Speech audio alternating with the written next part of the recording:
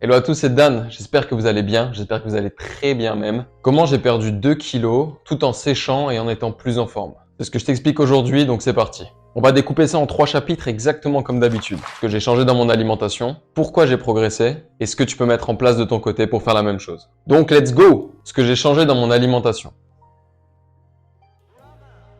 Premièrement, et comme à chaque fois, ce que je vais te donner comme quantité, autant en calories qu'en macronutriments, c'est pour mon expérience et c'est calculé pour ma vie et pour moi. Ceci étant dit, on peut attaquer. Il y a quelques mois de ça, je mangeais très peu, mais sans vraiment m'en rendre compte. Je mangeais, attention roulement de tambour, 1200 calories par jour. Là, tu vas te dire, et très justement, c'est très peu. Surtout pour moi qui fais 1m80 pour 80 kg. À l'époque, 82. Et t'as totalement raison. La raison de tout ça, c'est que je mangeais à ma faim, avec des très bons aliments, mais que je ne calculais rien. J'y allais au feeling, en gros. Et tu vas voir que de s'alimenter au feeling, c'est pas vraiment la meilleure manière pour atteindre tes objectifs. Donc je mangeais correctement, de très bons aliments et surtout je n'avais pas faim. Mais sans m'en rendre compte, je progressais pas comme je le voulais et au fil des semaines, mon physique changeait même au fil des jours sans même trop que je m'en rende compte et sans trop que je sache pourquoi. Je mangeais tout simplement trop peu. C'était une période où je me laissais beaucoup de côté et donc par moments je prenais pas vraiment le temps de m'entraîner correctement ou alors de calculer correctement ce que je mangeais. Je privilégiais mon travail et donc forcément les autres sans même prendre compte de moi, de mon bien-être et même de mes risques de blessures. Je savais pertinemment que je mangeais pas assez, mais je me sentais bien. Jusqu'au jour fatidique où je sors mon application et je comptabilise ce que je mange à la journée. Et je me rends compte que je mange seulement 1200 calories. Très peu de glucides, beaucoup de protéines et pas assez de lipides. Je prends donc le temps de recalculer tous mes paramètres. Combien de glucides j'ai besoin, combien de protéines et combien de lipides aussi. Je calibre à nouveau tous mes entraînements et je calcule précisément ma dépense à la journée. Je garde un bon rythme d'entraînement mais j'augmente légèrement ma dépense à la journée. Et ce que je fais surtout après calcul, c'est que je passe de 1200 calories à 2200 calories,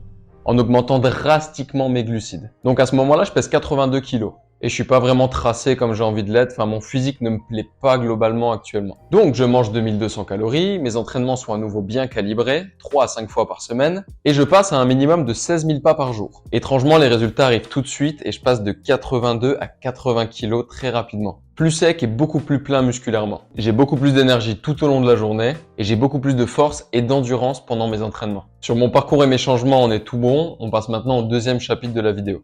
Pourquoi j'ai progressé ?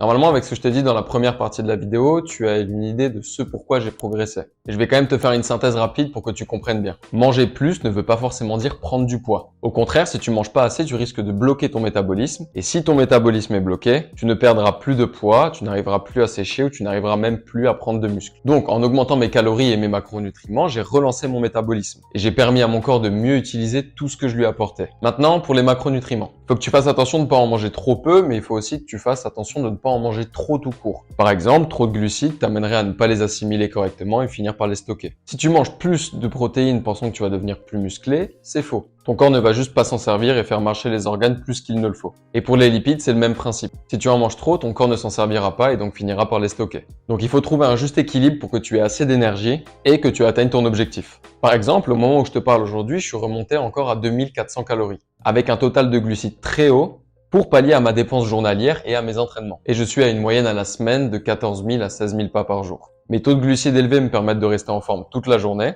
d'assurer un bon entraînement et de récupérer convenablement entre les entraînements aussi. Donc, si on fait une synthèse, je mange plus, donc j'ai relancé mon métabolisme. Donc, par le même biais, j'arrive à perdre du poids parce que mon corps se sert d'absolument tout ce que je lui donne. Mon total de macronutriments est correctement calculé, bien sûr en fonction de ma dépense pour assurer d'avoir une bonne énergie et de bien récupérer tout au long des jours, de la semaine, du mois et de l'année. Et tout ça pour en venir au troisième chapitre, c'est celui qui t'intéresse le plus, ce que tu peux mettre en place de ton côté.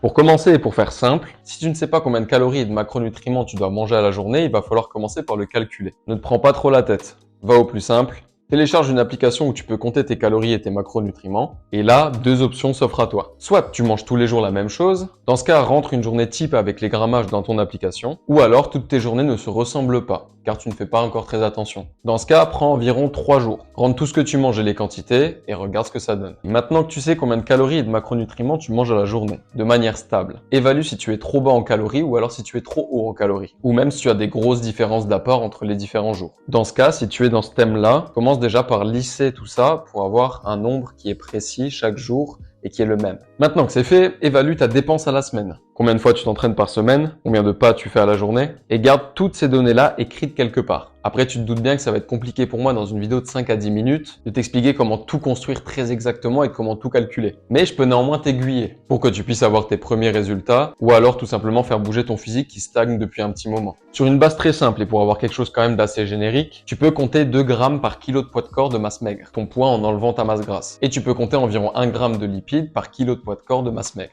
Et en fonction de ça et de ton total calorique, calcule le restant en glucides. Donc si on résume, tu sais maintenant si ton total calorique est trop haut ou trop bas. Tu as aussi ta dépense sur tes entraînements et sur tes dépenses du quotidien. Et du moment que tout ça est réuni, fais-le évoluer. Si tu es trop bas, augmente un petit peu tes calories, bien sûr en faisant suivre les macronutriments. Et si tu es trop haut, baisse un petit peu les calories, bien sûr, tout en calculant tes macronutriments qui iront avec. Adapte ta dépense en fonction et regarde tous les indicateurs qu'on a vus avant. Est-ce que le poids bouge? Est-ce que ton taux de masse grasse change? Et est-ce que ton énergie tout le long de la journée change aussi?